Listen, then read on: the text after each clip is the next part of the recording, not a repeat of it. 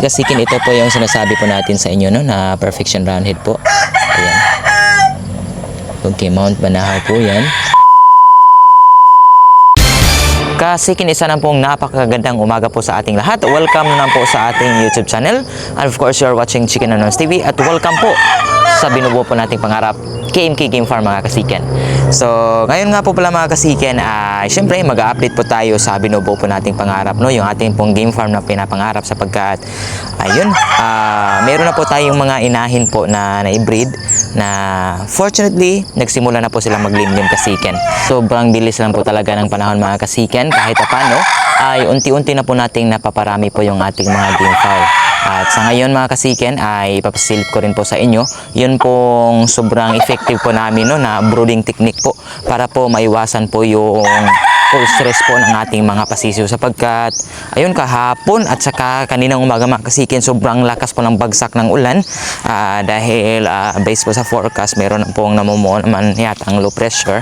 Kaya ayun, minaigi po namin, mga kasiken, na kahit po may pailaw tayo, yun po kasi ating brooder is wala po siyang sapin sa ilalim, kaya yun, nakakapasok yung hangin.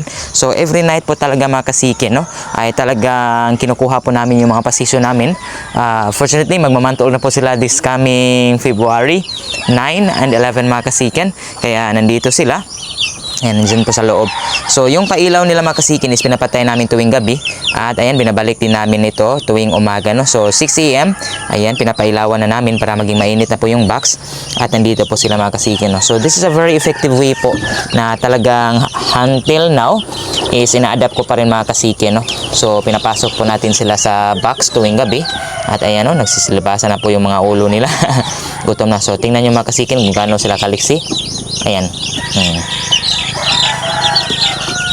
Ayan po sila, kasiken, no? Ayan, nagsilibasan na po. Kailangan lang palang merong mauna. So, ayun na sila. At ito, mayroon sapin dito. So, ang ginagamit ko pong sapin, mga kasiken, is syempre yung clothes po, or usually rag. But yung rag natin nabasa kahapon sa ulan. So, ito lang po yung ginagamit natin, no? Kasi na-absorb po yung mga basa na ipot nila. Okay, kukunin natin itong box natin, kasiken. Ano lang, sobrang liliksyo. Bigyan na po natin sila ng patubig. So dahil po kahapon, mga kasiken, ang patubig nila is plain water, ngayon naman po is ito naman pong tubig na may molasses po, yung natural probiotic. In-alternate lang po natin, no? Ayan. Okay, nagsimula na po silang inom, kasiken. So nasanay na rin sila, mga kasiken, na kapag umaga, ayun, yun po yung pinakauna nating ginagawa sa kanila, no? Yun pong routine. Okay. Sobrang excited tayo dito, mga kasiken, kasi malapit na po natin silang ma-shift into wet feed po, dahil nga malalaki na sila. Ayan, so balikan natin sila mamaya, mga kasiken. Kasiken, sobrang saya rin natin, sapagkat the previous vlog po, na-mention po namin na yung basila natin, sobrang dami na po ng itlog, hindi pa rin naglimlim. Buti na lang po talaga, sa tingin ko narinig niya tayo. Ayun, naglimlim na po siya, mga kasiken, no? So nandito po yung ating basilan. Ayan, meron siyang 14 na itlog. At ayan.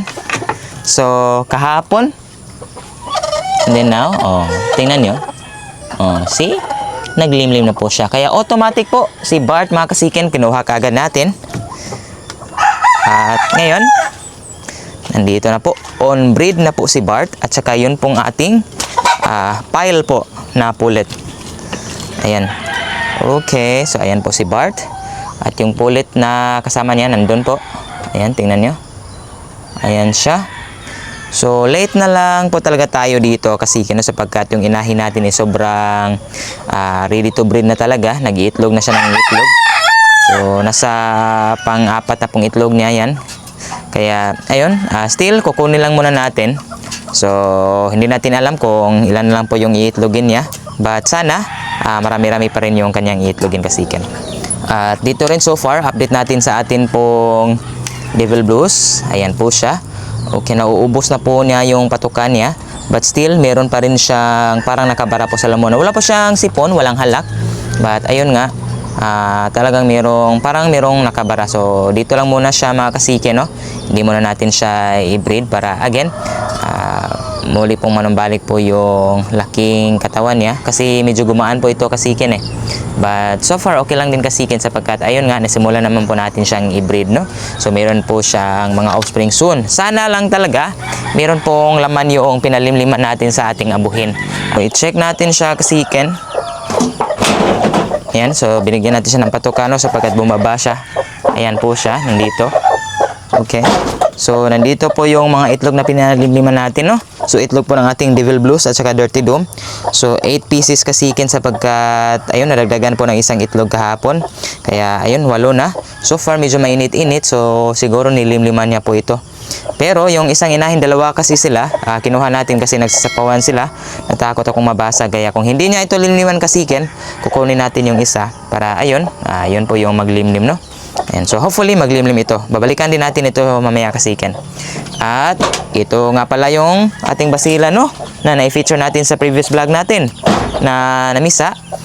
So far kasikin kahapon din, yung 3 pong shamo na sisiw dito ay talagang kinuha po, no? Ayan, binili kahapon kasikin. And then, nadagdagan din naman ito ng 3 sisiw. Kaya, ayun, 15 piraso pa rin. But, lahat na po yan, mga pure basila na po sila kasikin, no? Ayan. So, 15 piraso. I-out din natin ito mga kasikin kapag mag-week old na rin siguro, no? Para kahit pa paano, ay pirahan din natin at dagdag na rin po sa ating puhunan para po sa bubuuin po nating pangarap, no? Dito rin nga pala mga kasikin yung ating pong mga unfit po na mga grays, no? Ayun, pinainom na po natin ng gasolina. Porga po ito kasikin, no? So usually po yung pamurga natin is kulay asul po talaga or kulay puti, but ayun, naubusan po sa tindahan kahapon kaya ito po yung binigay sa atin, no? So ito po daw ay freebie lang, kaya ayan, binigay lang sa atin. Kaya sinubukan din naman natin, no? So importante talaga is mapurga po yung mga alaga natin. Kaya ito na sila kasikin. Dahil nga with feed, yun sinali lang po natin dito, no? So yun pong purga, yun pong ginamit natin pang sahog po sa kanilang patuka. Ayan, 2 months old po natin, no? So this coming February 9 po kasikin. Ayan, magti 3 months old na po sila. Ano, fully meron tayong bakante po na paglalagyan nila para madrop po natin sila sa lupa, no? Kaya ayan, sobrang lakas po nilang kumain, no? Ubos na ubos po yung patuka nila. Okay. Ayan, dito yung pangatlo. Ayan. So, pangatlong po ulit, no?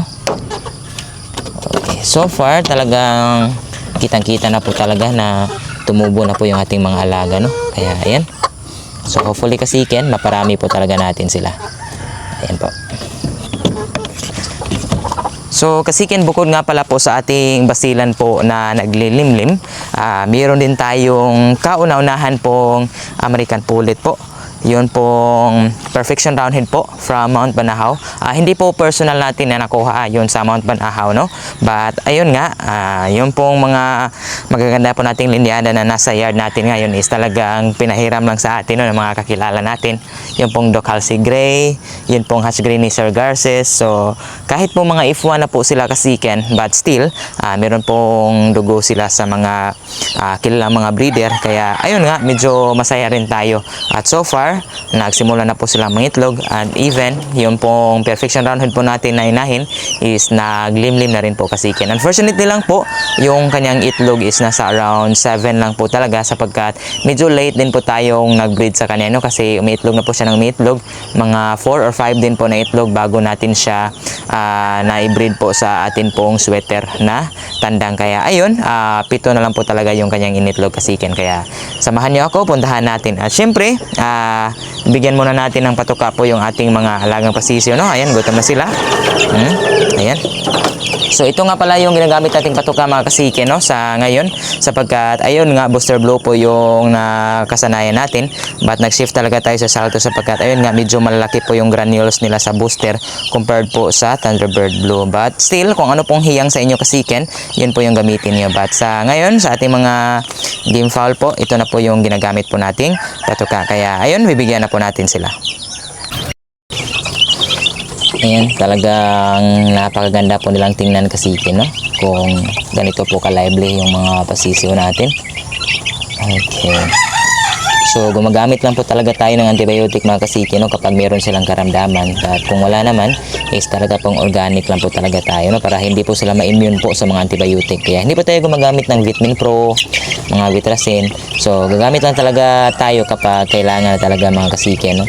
So ito lang po, sapat na po para sa kanila kasikin. Kaya yan, sobrang liliksi, sobrang lalaki na po nila. Sobrang gandang tingnan. Sa ngayon mga kasikin, hindi ko pa masyadong ma-gender kung ilan po yung stag o pullet sapagkat medyo mahirap po talaga, no? Kaya hintay-hintay lang talaga tayo na tumubo po sila kasikin. So ngayon kasikin, puntahan na po natin yung pong ating pulit na naglilimlim at saka ipapakita ko rin po sa inyo kung ano po yung mga on-breeding po natin, no? Sapagkat meron tayong dalawa pong inahin na asil na talagang sinali rin natin sa breeding. So medyo tinawanan lang po ako nila ni Papa ng kapatid ko sapagkat ayun nga, mga mahihina daw po yung breeder natin. But again, as breeder kasikin, alam ko maintindihan niyo po ako. Talaga pong gagawa po tayo ng sariling linyada para tumunog po, again, original po galing sa atin mga kasikin. Kaya ayun, yung basilan at saka white choco natin, talagang tawang-tawa sila kasikin kasi nga basilan. But yung kinuha po talaga, yung gusto ko pong makuha talaga sa basilan kasikin is yung palo niya na paatras, no, no nag-iiwan ng pa. Kaya yun, kinunos natin sa sweater. So pagkatapos nun, ang option po nun ng kasikin ay bibigyan po natin ng speed at timing din from Perfection Roundhead at saka sweater. And then lastly po, bigyan natin sila ng dugo po ng hatch. But again, kung medyo ayun nga aggressive po yung magiging resulta, so ibabalik din natin sa sweater para ayun, hindi na masyadong aggressive. Kasi yung mga hatch talagang aggressive po sila mga kasikin. Kaya let's go, samahan nyo ako. Kasikin, ito po yung sinasabi po natin sa inyo, no, na Perfection Roundhead po. Ayan. Okay, Mount Banahaw po yan. Kaya excited po tayo sapagkat ayun nga, naglimlim na. So I'm not really sure po kung ilan po yung itlog, nasa 6 or 7, but hopefully 7 po kasikin kasi yung bago pa siya naglimlim is 6. But usually po sa ating observation, kapag maglimlim na po is talagang meron pong ma-add po na isang itlog, no? Kaya 6 or 7 pieces po yung nilimliman niya dyan kasikin. At syempre, yung pinaris natin sa kanya is yung pong ating napakaganda po na sweater. Ayan po, no? So sa ngayon mga kasiken, ay still on breeding pa rin po ito. Meron tayong pinaris po sa kanya na asil natin, no? At even ito po, pinaris din natin ito. Meron tayong small size po na asil dito. Anak po ito ni UJ Itadori, yung po ating heni na asil. Kaya ayan, hopefully pahini tayo, no? So dito rin kasiken, finally nag-drop na rin po ng itlog po yung atin pong breed po na hatch gray. Ayan, so Garces po na hatch gray. Ayan, so medium size lang po, medium station. And then nandyan po yung kanyang kapares na Docalci rin po na gray. Kaya pure breed gray po. And then good thing po mga dark legs po. Ayan, so talagang match na match po sila kasiken. At yung hinintay na lang din natin dito is yung pong ating isang asil na malapit na rin po itong mangitlog kasiken, no? Kaya update lang po tayo sa inyo kung mangitlog na rin po itong atin pong asil po na black kasiken. So yung pinaris natin sa kanya is yung pong ating 2 times winner po na Gilmore, no? Ayan po siya. Sobrang laki po nito kasiken. Talagang experimental pa rin po tayo sapagkat we are in the process po of selecting po, no, mga magagandang linyada kasiken. So sa tingin ko kasiken, hanggang dito lang muna yung ating content. Maraming salamat po sa patuloy na panonood at pagsubaybay po sa ating mga videos. So hanggang dito na lang. See you na lang po when I see you. God bless mga kasiken.